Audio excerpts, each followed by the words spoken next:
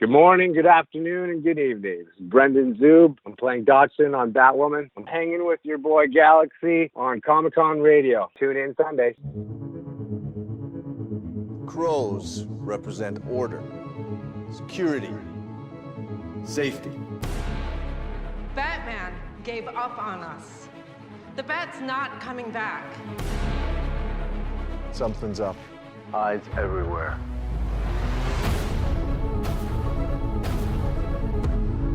Hello, said Alice. Shall we believe the crows will protect us? Agent Moore, do you copy? Do you copy? Sophie's missing. I thought you should know. Hey, Dad. We're gonna find her. Then let me help. Bad idea. Where'd you get this? What happened to staying out of it? Is there something you'd like to report to your squad? We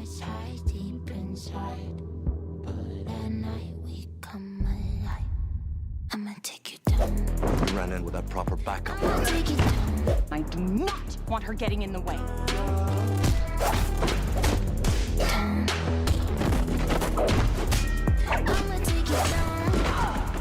Curiouser and curiouser. What do you want? I need you to send your father a message. You're all I have left, Kate. And I don't want to lose you too.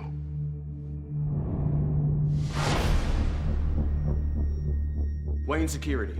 You owe my boss a new door. Your boss is my cousin. You don't want to go to that.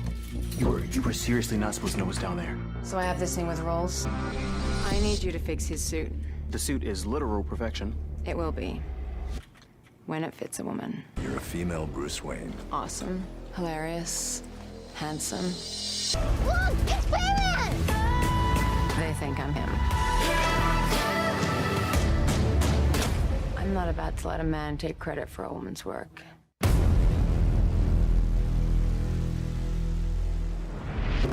Good morning, good afternoon, and good evening. This is Galaxy signing in for Comic-Con Radio.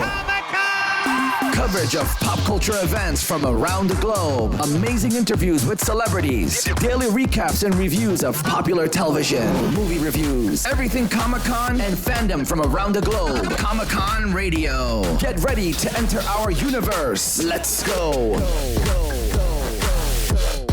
Good morning, good afternoon, and good evening. This is Galaxy on another amazing episode of Comic-Con Radio. Today, we have a guest that's on a new cool TV series. It includes a Batwoman, and this guy is a mean old crow. We have Brendon Zub on Comic-Con Radio. Brendon, what's up, brother? Oh, good, man. Good to be here. So, Brendon, big things are happening. We went from love story movies to playing a mean old dude on Batwoman. Yeah, it's a bit of a turn for me. I literally got off set from a love romance kind of Christmassy movie and then had an audition for Batwoman. I'm like, okay, no problem, switch it up. And, but little did I know I'd be turning to the dark side. So you are on the dark side. You are on Alice's side, the darkest side of Gotham. The Wonderland Gang. The Wonderland Gang. What a cool name. Isn't that a cool name, the Wonderland Gang? That's what I like to call it anyways. I love everything about the show. The show's great. You were great on the show. You have a very stiff face on the show. You're a very bad traitor. So how is it working on Batwoman? Yeah, I guess the secret's out. I guess everybody's seen the pilot. Yeah, because we're going to talk about that. So, yeah. No, it's the pilot was amazing to shoot. It was a lot of fun. I didn't realize when I auditioned for it, actually, that I was going to switch sides. I just thought, I was just one of the dudes. I'm the crow security. But, I guess I was the mole all along. But I'm definitely having fun playing that double agent character. And my character has quite the arc in this first season, and you'll be able to find out more about Alice's and my relationship going forward. Now, a lot of people that hasn't seen the TV series, what is a crow? Yeah, a crow's part of Gotham's new security/police force, that Ruby Rose plays Kate Kane, and her father is played by Dougray Scott. He's head of kind of Gotham security force, keeping the peace while Batman's been missing for a few years. So that's kind of where we pick things up in Gotham. Chaos reigns, and he's trying to maintain order as best he can. And so he has these ex-Navy SEALs, Special Forces, Green Berets, guys like that to fill his unit, and all sorts, tough, badass women and men. And I'm one of them, but I guess some other people have some ulterior motives going for us. So what a cool name. What a cool name, The Crows. This series has the coolest names for security and the villains and everything. It's just they're coming out with all these like cool things and theories. And here's the thing. Not a lot of people knew that you were also on the pilot of The Flash way back then, but we know that because we are Comic-Con Radio. It's crazy. It's a big arc that now you're on Batwoman. It is. Yeah, that character wasn't fleshed out. I guess, wow, you guys did your homework. But yeah, we're nerds, brother. This is definitely fun. This is definitely the biggest role, though, for me and my character. So it's exciting to how it plays out. And once I get moving in the action here, it gets pretty exciting. This first season blew my mind. Every episode, just the twists and turns. You think the pilot was something. The next episode is probably the most exciting second episode to a pilot. I think it's going to be, I think people like it more than the pilot, actually. It's pretty exciting. Well, your character, Chuck Dodgson, which is the name of the character that you play on Batwoman, a.k.a. Lewis Carroll, a.k.a. Charles Ludwig Dodgson. So yeah. This is a pretty cool thing. A lot of these characters on this series, they're naming like last names and first names, and people are going crazy with trying to find out who the commissioner is and who this person is and who that person is. And the show is using characters from The Dark Knight, from, this series, that series, this show, that show. It's just really, really, really cool. It's very dark. It's very different. I think the Batwoman TV series, they spent the most between everything in the Arrowverse and on that network. I think they spend the most on creating, I think, this series. Did you get a feeling of that as well when you walked on set? Oh, yeah. I mean, it's so intricate and entwined. Right now, we're doing a bunch of crossover episodes. So Arrow, Flash, Legends of Tomorrow, Supergirl, like some of us are going back and forth into their universes and stuff like that. So it's exciting to see how, and confusing for me because I don't follow the comics so much, and they give a nod to the comics, but it's its own thing at the same time. So I'm guessing as much as anybody else. Learning but sometimes as you're going. It's like training wheels. Guys, exactly. My co-star Cameras, who plays Kate Kane's tech guy, he's an awesome big comic fan, and so he's passing me these comics and, hey man, this character was mentioned over here and that. So I'm learning as we go, and each episode just exciting new revelation on how the story progresses. Brendon, it's intricate. I know. There's so much going on. I even get confused. But isn't it cool that you got in on Batwoman in a time where Arrow's on his, 8th season? And The Flash... Yeah, 8th and last. 8th and last season, yeah. And The Flash in its 6th season. And you're in all these like crossover episodes. It's kind of like working in every one of these TV shows in a way. Do you feel that way? Oh, yeah. It's weird because I've been acting up here in what's now Gotham in Vancouver here in Canada for over 12 years. I've been auditioning for a lot of these shows and for little parts here and there, Supernatural, what have you, Riverdale. But it's weird. It's not to actually be kind of cemented in some kind of a character in the Arrowverse. It's an honor. It's a lot of fun where this character is going to go. And so I'm just humbled and excited to be a part of the storytelling. But yeah, it's definitely a ride. It's a big ride in the DC universe. And the DC, I think, is getting very dark these days. Let's put Marvel aside. I always ask that question. I'll ask that later. But I think DC is going on this very dark area. I think a lot of the characters have a dark path. I love the shows. I love DC television. I say it on my shows all the time. I go on other people's shows and I rant about it. I love DC TV. Yeah. I think it's amazing. I think DC has gotten the TV world down packed. The thing is, these characters are iconic. They've been around. Yeah, even though this version of the Batwoman has only been around since 2006, but still, that's many years for it to build kind of a universe around it.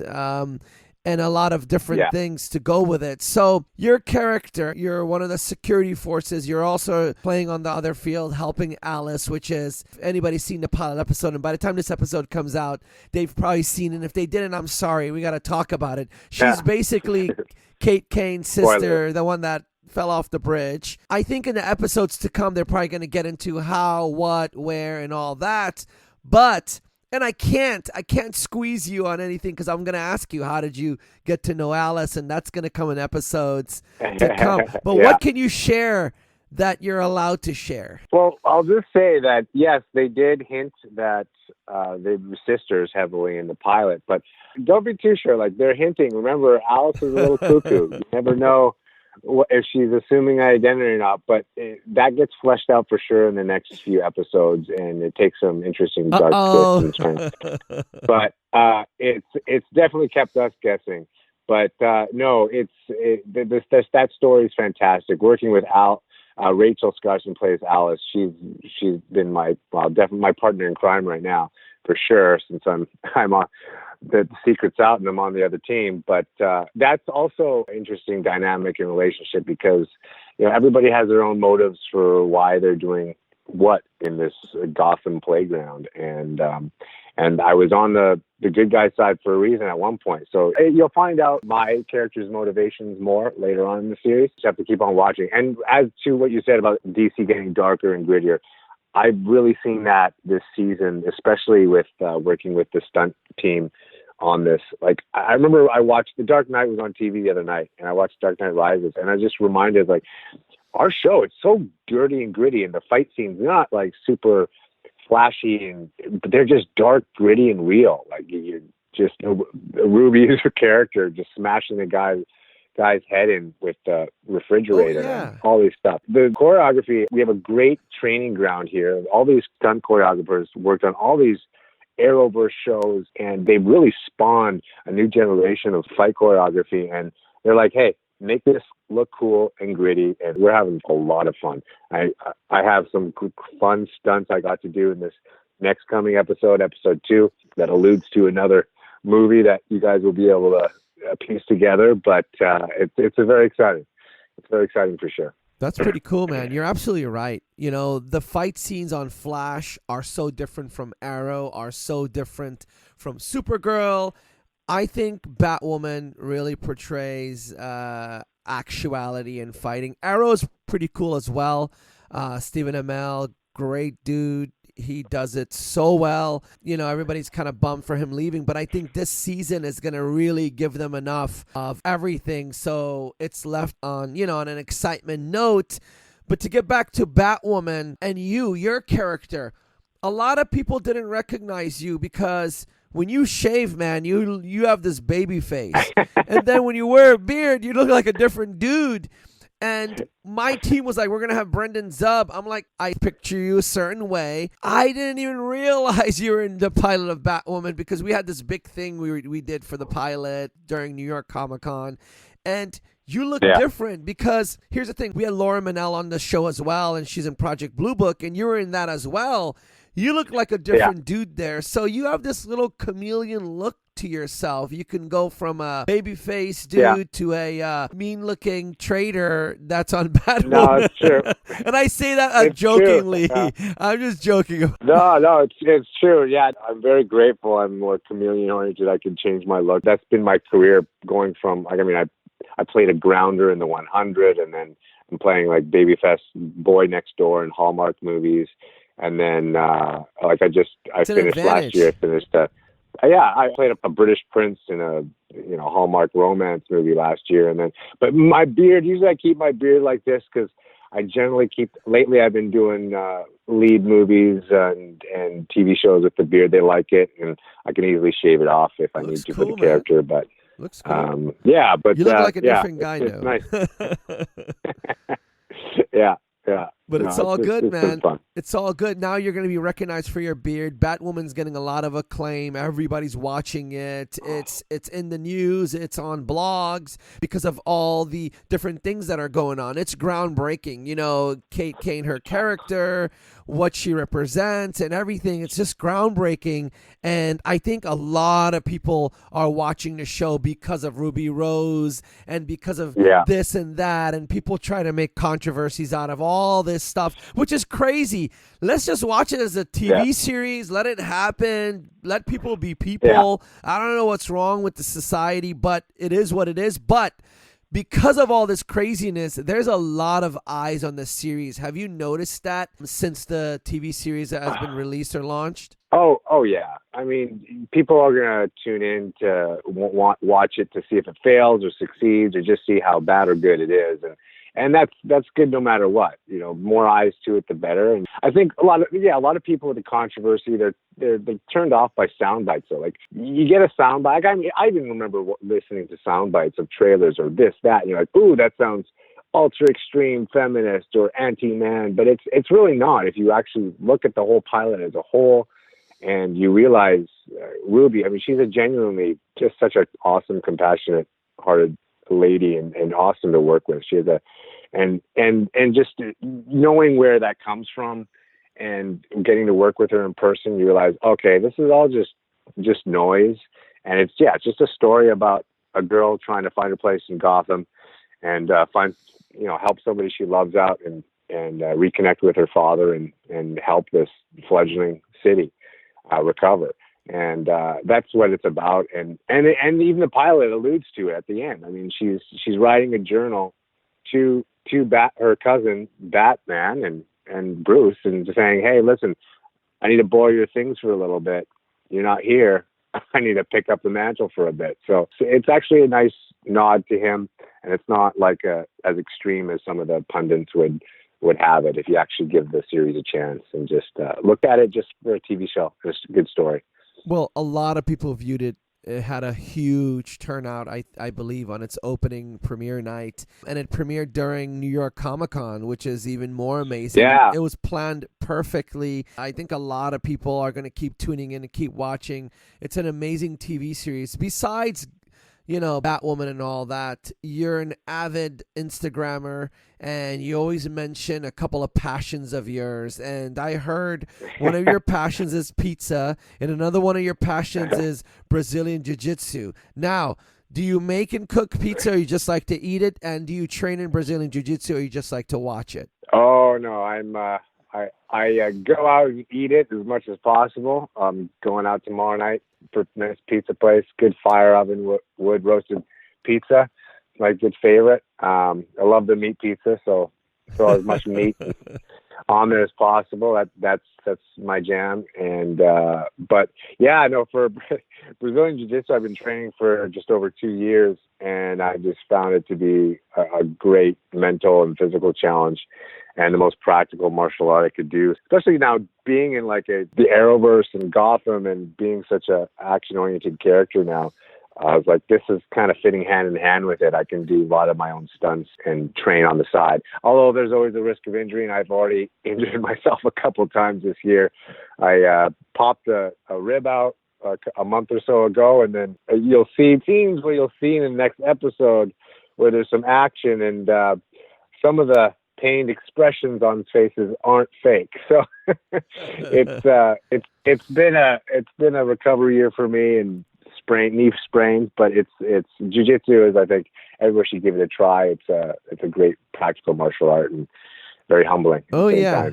Oh yeah, it's amazing. Joe Rogan is a big advocate of Brazilian Jiu-Jitsu. I know a lot of people that do Brazilian Jiu-Jitsu and other types of things as well related to it. It's a great sport. Yeah, I want to see those episodes because it's very practical. Look at John Wick, the Machado brothers. They actually trained him for the entire movie, and they're the cousins of the Gracies. So these two families have it locked down, as they say it. So here's the thing. You start Brazilian Jiu-Jitsu. You love pizza. Where and when did you fall in love with acting? Jesus. I fell in love with acting when I grew up in Europe. I was a missionary kid in Hungary, in Eastern Europe, like in the early '90s. So they were just stretching their legs from Russian occupation in Hungary, and they didn't have any English-speaking channels when I moved there. And so the only one English channel that played English movies was Cartoon Network, that played old Turner Classic movies, like the oldies with Jimmy Stewart and all that kind of stuff. And so I just, once a week I could watch a movie, and I just kind of fell in love with that world. I was like, hey, can you do this for a living? And then in high school and college, I did the high school play and stuff like that. And since I didn't become an NBA basketball star, that was my first choice. Try to get a basketball scholarship. I decided, well, you know what, I'll pursue this acting front. And so I kind of moved to Vancouver 12 years ago for film school, and never looked back. And it's been a good choice for me. Isn't that crazy that you moved to Canada and not Los Angeles or New York or the big major cities here in the United States? Canada, I always say in every episode, I tip my hat. They've done wonderful. Canada's built such an amazing thing out there. The Hollywood North. Everybody's going there now instead of going to LA. Plus, the people are nice. It's easy to get into a cool sci-fi series because everything's being filmed there right now. It's just like crazy. It is. It is. It's the place. I mean, there's 4 locations to be in acting North America. Either in Canada, if you're in Canada, Vancouver, Toronto. If you're in the States, LA or New York. And Vancouver was closest to home where I had some family in Canada, and it was the most. I'm so glad I went there because the talent pool, and there's just a little less fish in the sea here as opposed to LA. And you can really build up your resume, get on a lot of shows, and actually just become a better actor and quicker, just with all the stuff that's shooting up here. I mean, we have the best location. Vancouver can be. You have the scenescapes. You have the beaches. You have the mountains. You have Whistler, and you have city, and you have forest. So, like so many of the shows, sci-fi shows, are shot up here for the reason. And then it's a little bit cheaper on the dollar too. So. And are they nicer there? You think the people are nicer? Oh yeah, we're very hospitable and welcoming too. That doesn't hurt. That's it. We now, You're a Canadian. That's it. Yeah. Brendon. I'm just kidding. So, were you born in Canada or were you born in the States? Yeah, no, I was born in Canada. Okay, so there. Forgive me for saying that.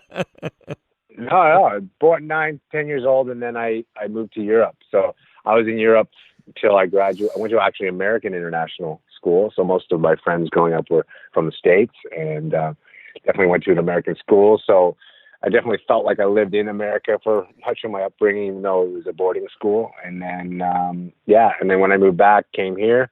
But yeah, half my life in Europe, kind of half my life here. So it's been split. So I feel home in several places. Have you noticed that many, many years ago, everybody would call Canada part of America, but now Canada's its own thing because it's building such a huge thing for itself? I've really noticed that. I remember years ago, everybody's like, yeah, I'm going to, this city or that city. But now they're like, I'm going to Canada for this TV show and I'm doing that. And I'm like, wow, look at that separation. Yeah, no, my friends would always joke, hey, it's the 51st state. And we'd always laugh. I'm like, oh, well, no, it's not. We got people here. We got space. Yeah, well, I mean, our cultures are very similar. I mean, we have the same pop culture, the same TV and everything like that. And we're so closely linked economically. It's different. I have a lot of family and friends in Canada, and they're really cool. And it's a great place. It's a very nice place. People are nice. It is a different country. Things are very different. I think it is. I don't know if people might find that I'm saying something wrong, but, I've been to lots of parts of Canada. It depends where you are. It depends on where you are. Yeah. It's like saying the States. I mean, it's huge. The second biggest country, and you go from east to west, and there's different Canadian accents. Just like you can't go somewhere in the United States and then all of a sudden everything turns French. So exactly. You can't get that here. Yeah, no, that's true. Unless you go parts of LA, and then you feel like it's not. Yeah. So. And it goes. Yeah, and then it goes full Spanish though sometimes. Yeah, yeah. Or you go to New Orleans, you're like, wait a minute, what's going on here? So besides that, I know Batwoman's taking a lot of your time and you're really focused on that. Is there any other kind of projects that you're working on right now? Any films, any other TV shows, or is Batwoman taking every moment of your life?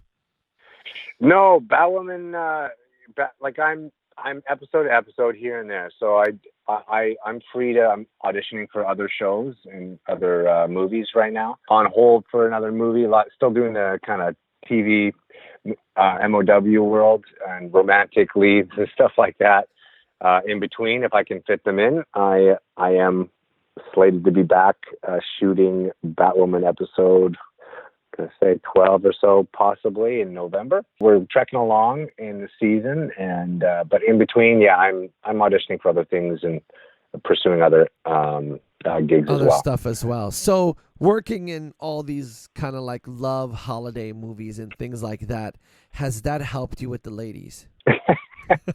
It's definitely given me a much bigger Instagram following, and it's, I guess for sure people I'm finally starting to get. I used Stalker to get recognized City from commercials. Yeah, now I'm getting recognized from the Hallmark and Lifetime Christmas leads, which is hey, I'm happy. I'm happy for it. They're their own genre of movie, and there's a lot of people in the States and Canada who watch them, and I'm happy for it. My parents are happy with it. They love those fun, safe family movies, so they want me to keep on trekking with those. Well, one of them really look interesting. We're gonna watch it here. We decided in the studio here, the entire crew here, we're gonna watch a Twist of Christmas. It looks pretty interesting. Oh, there you go. With Vanessa Lachey, yeah. There you go. Great time. We had a great time filming that. We actually filmed that here last summer, and it was like 95 degrees. It was so hot here, and it's supposed to be winter in Seattle, and so people forget that. Yeah, you come up to Canada and you shoot these Christmas movies, but we're doing them in the middle of summer, and it's generally very hot. Vanessa was struggling. She's like, it's so hot here. We had a great time shooting, and she actually just wrapped another movie here this past month. But so it's a fun one. It's a good one. Which Definitely one would you say is the best one? Which one would you say is the best out of your holiday movies? Be honest. That one, that one's probably one of my favorites. Although with Vanessa, I think that was my favorites. However, my family loved me in Made for You with Love. It was a spring kind of wedding romance movie that just came out this spring. But and then I was nominated for Best Actor for The Christmas Calendar, which aired a couple years back, starring Laura Bell Bundy and myself. And I played a French baker. So I put my language accent skills to use in that one. I had to play a French baker. But I would say A Twist is my favorite, followed by Christmas Calendar and Made for You with Love. Nice. We're going to check it out. We're going to see that. And does it feel weird sometimes kissing these like lead actresses while their husbands are watching you on set? Yeah, no worries. They don't count. They don't count. Okay, good. I think they keep. Yeah. No, although I was hoping Vanessa would bring Nick. I'd love to meet Nick Lachey, and Vanessa has become a close friend as well. And whenever she's in town or I'm in LA, I definitely call them up, and they have a beautiful family, and so it'd be nice to meet the rest of the family for sure. Nice. You're like, why did he ask? Yeah, hey, No, hey, I asked weirder questions. We're gonna get a little weirder now, okay? Because it's like getting to the weird moments of the questions. And I know you're on a DC TV series and you die for DC right now, but the question has come: Marvel or DC? Which one would your next movie would you like to be in? Oh, I'd definitely be in a DC. I mean, I want to be Batman, but I can't be Batman. Definitely DC. I love the DC movies and stuff. I mean, I just saw Joker recently with Joaquin Phoenix. What did you think about that? Really good. I loved it. I think I did. It blew my mind. It was its own thing. People were trying to compare it with Heath's Joker from The Dark Knight. It's a very different movie, and I thought he just played it brilliantly. He just dove into the psychology of the character, and it made it make full sense to me. So I was enthralled. I enjoyed it. Oh, yeah. in the beginning how he was, and like I loved when he started changing and becoming his true self. And I kind of was rooting for him. I wanted him to do that. I don't know. It was just this weird thing inside. I'm like, do it, like, get it going. Like, for sure. It was crazy. I loved. You're kind of rooting for him, but at the same time, I liked how the movie just portrayed how things are. It made you feel a little hollow inside. Like you can see the sickness. You can see the reality of something like that. You can see how demented and things can get twisted. I thought they did it justice. It wasn't like a celebration or a glorification of anything. It was just like a very somber, critical look at a character who could be very real in this world. Also makes you think the next time you mess with somebody that they will come and kill your ass if you keep messing with somebody like that, right? Someone that's quiet, keeps to themselves, really nice person. You're like, I can't be doing that. No more bullying out there. Ladies and gentlemen, no more bullying, please, because you don't know that bully's going to come back and he's going to get you. Yeah, you don't know if they have jiu-jitsu experience. Like, that's what I'm... You never know. There could be some Brazilian jiu-jitsu black belt. And, There you go. Well, there's some crazy videos online of some guys just going to some of these schools and they act like they don't know anything, and then they like just tear up the whole entire area. Have you ever met Joe Rogan? Do you train in Canada or LA? Yeah, I train up here in Canada, but I actually was introduced to kind of through Joe Rogan. I love podcasts, and I was listening to him, and then he had Jocko on his podcast, the ex-Navy SEAL, who's has his own podcast now, Jocko Podcast, and he just started raving about jiu-jitsu. Everybody should try it. And he used to do it to beat up 50 SEALs in the morning in the workout. And I was like, okay, I need to try this. What is going on here? And then it got me bored into watching MMA. And then I realized just the practicality of it and how it was such a good workout and a great self-defense mechanism. So that Joe Rogan was the one who actually kind of got me onto it. So Nice. And you don't do comedy, right? You're not a stand-up comedian or any of that stuff, right? Not a stand-up comedian, but I'm. People get to know me. I'm a bit of a goofball, and though a lot of my stuff's been a drama on TV. I like the comedy a lot, and I like making people laugh. That's what I did growing up. A lot of impressions and stuff like that, and that's when my brother always rooted me for pursuing my acting dream. He's like, "You're funny, man. You need to go do that." So skills to use at an occasional party or stuff like that. And then if I have the opportunity to get to play comedies in movies or TVs, I jump at the opportunity. So yeah. Well, what's the goal for you right now? Is movies or more TV shows, or you're open for everything? I'm open for pretty much everything. I really like how the TV world's gotten. It's just improved dramatically. I mean, now you have HBO, you have Amazon Prime, you have all these networks and Netflix producing some great content. I mean, they're battling right now for the online space and their subscription. We'll see how that all plays out in a little bit. And Disney, of course, but they're producing some great stuff. So I remember in the past, like, I want to do feature films all the time, but now, no, like I'm happy to stay in the TV world or those. Everybody's jumping to TVs, even cables. Oh yeah, absolutely. They have the time. They have the time to do a 10 episode, season arc of a show. They don't have to jam everything, the whole plot, story, and character development in an hour and a half, 2 hours of a film, which is great in and of itself.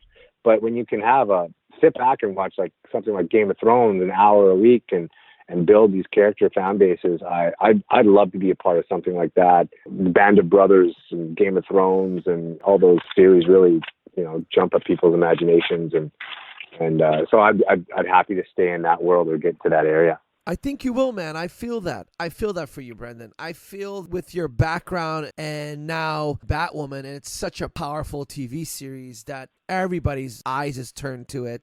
I think that these things are around the corner. You have great people around you. You're doing well. You can look one way and look a different way. I think that's in the horizon. I think there's some huge things, and the TV world is getting so strong with all these, like you said, platforms and distributors like Netflix and Shudder and this. And, Apple Plus just launched their new platform, Amazon Prime, which, oh my God, they have amazing shows that people need to watch. Do. Yeah. Have you watched Carnival Row? Haven't watched Carnival Row. You recommend it? Oh my God. It's amazing, man. People need to watch the Amazon Prime stuff. People kind of underestimated because I know the dude's a billionaire and they're like, oh, whatever. He's just throwing money on things.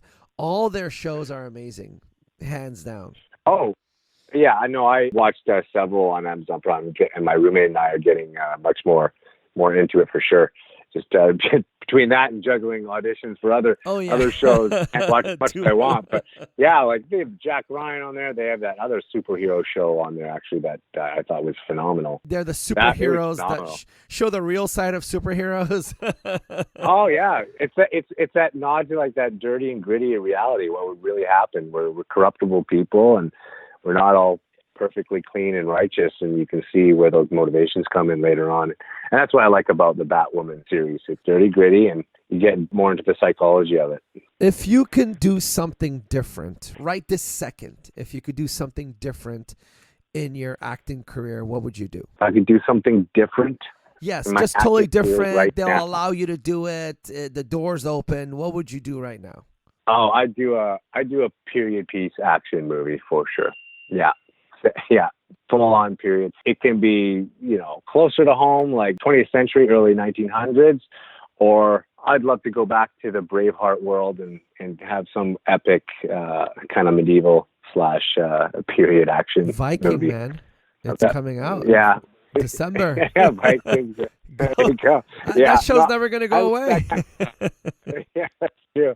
But I love that. I love that full-on series. Game of Thrones did it, but something set in reality. I think there's some great stories in the past that just have that epic quality. Well, I heard, Brendon, that there's something coming out. I hear things. I have all sorts of people on the show and, blah, blah, blah. But I hear there's an amazing TV series coming out that's going to top Game of Thrones. I know everybody's like, no, it'll never do that. It'll never be Game of Thrones, but I think there's something coming out. So put your ear into the sky and just listen to it. I can't talk about it, but there's amazing things happening, man. And I think you would do really great. You do have that Braveheart look. You would do great in Braveheart. I wish Braveheart happened right now. They should make a Braveheart TV series, and you should be in it. Yeah, or something like that. Something like that for sure. No, I definitely have my ears in the sky. You hear those rumblings of things. And did you go to Comic-Con? I didn't. I'd love to go. I think I'll eventually go sometime, hopefully next year. We'll see what happens with my character in Batwoman, but Rachel and Megan, they did a fantastic job in New York representing our Batwoman crew and cast. So hopefully more the merrier next time. We're just so busy with crossover episodes this month. The Ruby couldn't make it, the other big lead cast. So hopefully in the future, I'd love to go. I'm a little bit more nerdy into that stuff now, especially my roommate. My roommate's a big comic fan and video gamer, and so we game together, and he kind of introduced me more into that world. And we've always been talking about, hey, let's go to a Comic-Con convention sometime. Well, let's go. So maybe I can go as a if star I of a see you show. next year, we're gonna give you a big old hug. Oh, there you go, Roxy. Sweet, man. You got it, brother. So with that said, man, we got to tell people your social media handle and all that. How can people reach you? Yeah, you can find my Instagram. It's at Brendon Zub. It's at Brendon Zub. Pretty simple. It's BrendonZub.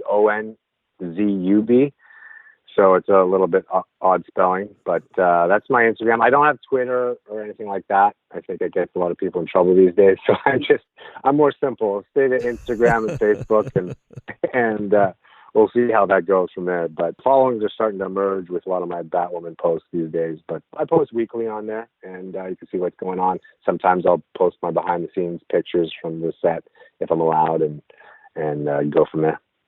That's pretty cool, brother. So you have your Instagram. People should reach out to you. They should say hello. They should start following you. And with that said, is there anything you want to tell the fans before we head out? Oh, just tune in this coming Sunday, 8 p.m. If you want to see a bit more of my character and the awesome Ruby Rose as Kate Kane, we might meet. Who knows? We'll see what happens. Who knows? Who knows? Well, ladies and gentlemen, we have Brendon Zub here. He plays as one of the crows, and he plays the other side as well. And the Wonderland he's on Batwoman every Sunday at 8 p.m. on the CW. Watch him, support him, follow his Instagram, tell him what's up, watch his movies. We're going to watch one of his Christmas movies, and we're going to write about it on our Instagram page. So go to @Comic-Con Radio. We're going to tell you guys in about a week how that movie went. And Brendon, it's been amazing chatting with you. You are a cool dude. We thank you for your time. We can't wait to see you in a period piece, maybe Viking, maybe Braveheart, something like that coming up. But we wish you the best for your career to come. And with that said, good morning, good afternoon, good evening. This is your boy Galaxy on another amazing episode of Comic-Con Radio. Now, Brendon, we got to give 1,000,000 kisses to the world. Are you ready? All right. All right. 3, 2, 1. Mwah. 1,000,000,000 kisses. There you go, man. Right. Thank you so much for giving the kisses to the universe. Yeah. And No with that worries. said, ladies and gentlemen, peace. Peace. Good morning, good afternoon, and good evening. This is Galaxy signing out from another amazing episode of Comic-Con Radio. Tune in for your daily shows of Comic-Con Radio. Go to comiccon-radio.com. Reach us on social media, Instagram @Comic-Con Radio. Comic-Con Radio, taking the world one listener at a time.